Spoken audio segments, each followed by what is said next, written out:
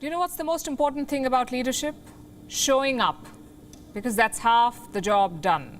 Leaders must be visible in times of crisis, and that's what Vladimir Putin did today. He showed up, not alone, but with the full might of the Russian army. Let me show you these pictures.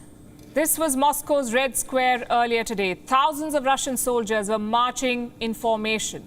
Cutting-edge weapons were paraded. Generals, ministers, spy masters, Russia's most powerful men were in attendance. Now, every Victory Day is special in Moscow. It marks Germany's surrender to the Soviet Union in 1945, basically the end of World War II. For Russians, today is all about sacrifices. They lost 27 million people during the war, more than any other country, 27 million. But history tends to forget those sacrifices. You hear more about Dunkirk or Normandy, but very little about Kursk or Stalingrad. In reality, the war was won on the Eastern Front. It was the Soviet army that captured Berlin. Victory Day celebrates that achievement. It's all about remembering the past. Well, usually it is, not today. Today was all about the present. You see, in the 1940s, Russia did not want war. It was forced upon them. But in 2022, places have been swapped. In today's war, Russia is the aggressor. And today's parade reflected that role reversal. It was all about projecting power. 11,000 soldiers, 131 weapons, 77 fighter jets. That's what Russia showcased at the parade today. It was a message to Ukraine and the West. Do not take us lightly. That's what Moscow was saying. And sending that message was this man, Russian President Vladimir Putin. He walked around the Red Square, he reviewed the parade, and then he addressed his people. As expected, the Putin we heard was combative. An absolutely unacceptable threat was created for us, and moreover, just next to our borders. Everything indicated that a clash with neo-Nazis, on whom the United States and its younger partners staked, was inevitable. I repeat, we saw how the military infrastructure was being developed, how hundreds of foreign advisors began to work. There were regular deliveries of most modern weapons from NATO countries. The danger grew every day. Russia has preemptively repulsed an aggression. It was a forced, timely, and the only correct decision.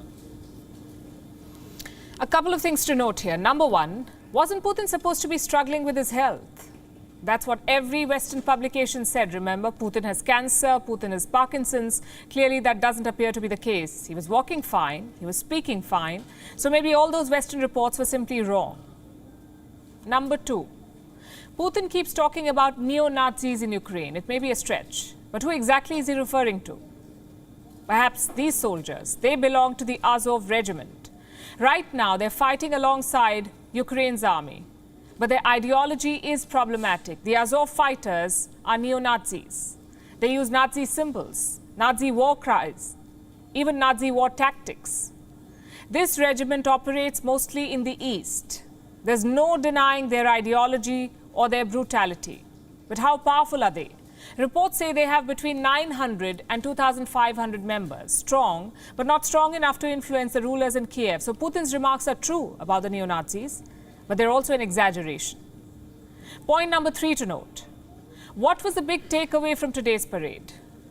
That Putin is not stepping back. He wants a military victory in the East, and to do that, he needs the West to stay away, to stop sending weapons. And what's the best way to warn your rivals? Either you test a powerful weapon, or you flaunt them in a parade. The question is, did Ukraine get the message? Well, President Zelensky too released a video today, very different from Putin's. No big parades, no lethal weapons. This was a classic walk and talk. You can see Zelensky casually strolling through the empty roads of Kiev, but his message was far from casual. Very soon there will be 2 victory days in Ukraine, and someone will not have even one left. We won then, we will win now too. And Khreshchatyk Street will see the parade of victory, the victory of Ukraine. Congratulations on the victory day over Nazism. Glory to Ukraine. Notice how the end game has changed. First it was survival, then it was a negotiated settlement, and now Zelensky is talking about victory. Where does this confidence come from? His army did repel the attack on Kiev, but a bigger attack is unfolding in the east. And repelling that is not going to be easy. Zelensky needs to be 100% focused on that battle, which raises another question. How does he have time for all of these video shoots? Has Zelensky just become the mascot for this war? Or is he still the commander-in-chief? Sure, the information war is important, but retweets don't win you wars. Tactics do. And what exactly is Zelensky's tactic here? He's clearly feeling more confident. The question is why. One reason could be the American support. Just like Zelensky, Biden too has changed strategy, remember? In February, the White House said Kiev falling was a real possibility. By April, the Pentagon was talking about victory. Listen to this. That Kyiv falling is a real possibility, and we've continued to see Russia's progression, even as we've seen resistance on the ground. They believe that we can win.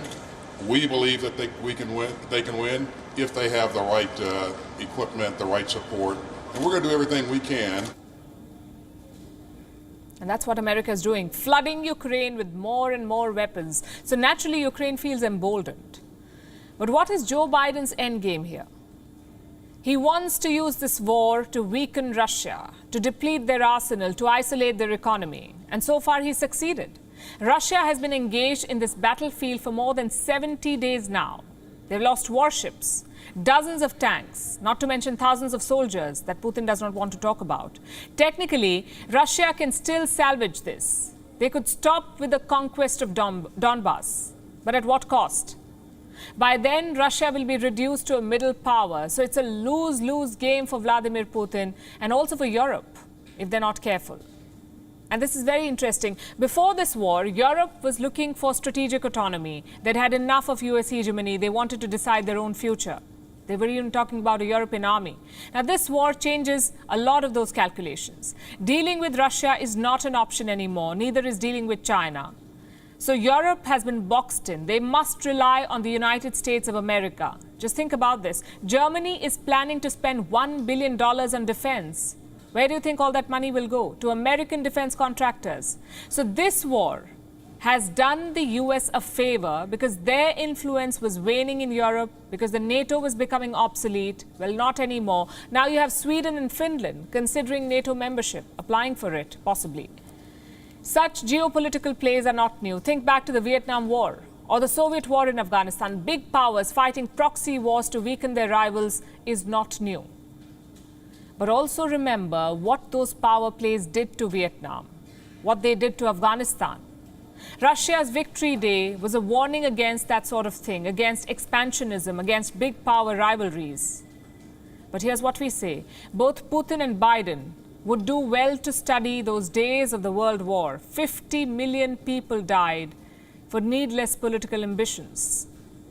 More than 7 decades later, it seems little has changed. WION is now available in your country. Download the app now and get all the news on the move.